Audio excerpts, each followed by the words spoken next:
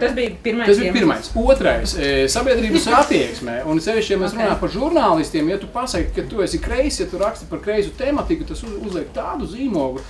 Sevišķi arī, kad es tur dienā sāku tagad rakstīt, tur tie komentāri, un kas es esmu, un kāpēc, un kas man maksā, un pasardzības.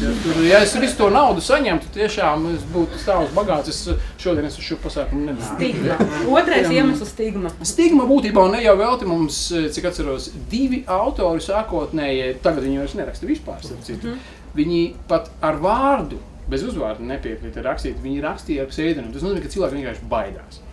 Teiksim, ja mēs runājam par kādam rietumu universitātam, tajā pašā Lielbritānijā vai, ja tīpaši Francijā vai Vācijā, tad, protams, kreisas idejas tur ir diezgan stipri pārstāvētas.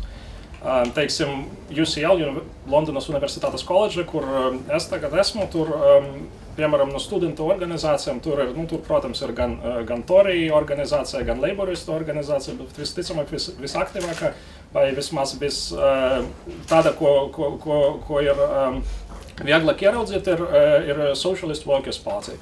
Tas ir socialistiska strādnieku partija, kas sevi pozicionē kā kreisa trotskistu organizācija. Tu vari varbūt pastāstīt, par kādām idejām viņi cīnās kā liela organizācija? Ar ko viņi ir kreisāki par leiboristiem? Viņi kreisāki jau par leiboristiem, jo viņi sevi pozicionē kā marksistus, viņi sevi pozicionē kā revolūcijas atbalstītājus, un ar to vien viņi ir kreisāki.